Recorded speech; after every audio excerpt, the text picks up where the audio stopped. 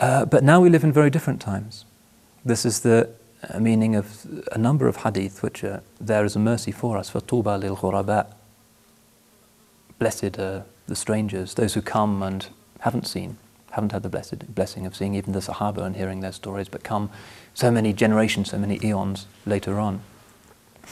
And a sound hadith says, إِنَّكُمْ فِي زَمَانٍ مَنْ تَرَكَ مِنْكُمْ عُشْرَ مَا أُمِرَ بِهِ هَلَكَ.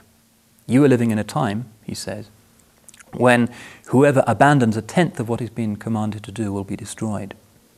وَسَيَأْتِي عَلَى النَّاسِ زَمَانٌ مَنْ عَمِلَ مِنْهُمْ عُشْرَ مَا أُمِرَ بِهِ نَجَى. But there shall come upon people a time when somebody who does a tenth of what he's been commanded to do will be saved. Now that doesn't mean that we can just sit back and say, well, we can be lazy. Because, I mean, how many of us can say that we're doing a tenth of what the Sahaba were doing? It's probably not even 100th. It's not an opportunity, not an excuse to be lazy. But it is a prophetic indication, if the hadith has any purpose at all, that we need to be merciful with people in this time. And that when people are hesitant and stumbling, in most cases that's not their fault. It's the fault of the world, it's the fault of their upbringing, it's the fault of us very often for not being a good example, for being beautiful and being attractive. And we need to be endlessly forgiving of those people. When we see somebody at the Eid prayer who's, we can conjecture, uncharitably probably not been there since the previous Eid prayer, we mustn't rush up to him and say, brother, your trousers are too long, or brother, your wife is wearing lipstick, or something like that, because the chances are if we do that, he won't come next to Eid prayer. We need to make his acquaintance, make him feel welcome, very gently as it were, take his hand and reassure him that everything's all right and that the mosque is his place as much as it is anybody else's, and befriend him and show that we can't pass judgment when it's not to our credit that we're Muslims, because Allah yahdi man yasha.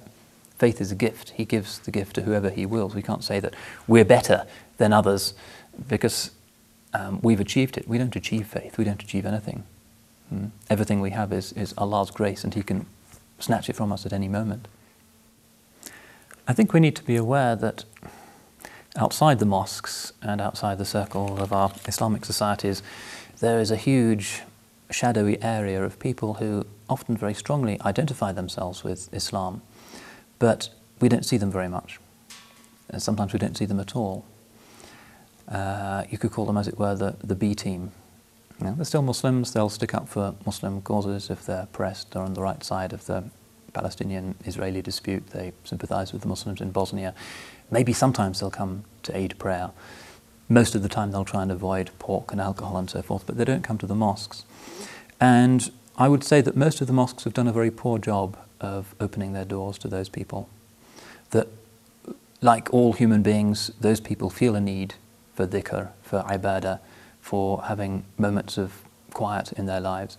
But somehow the Muslim community as presently structured doesn't have a lobby or a hospitable area in which they can come and not feel under pressure, not feel judged, not be made to feel inferior, that if they're not doing everything perfectly, the moment they step in the mosque, then we come up to them angrily and shout so that we never see them again.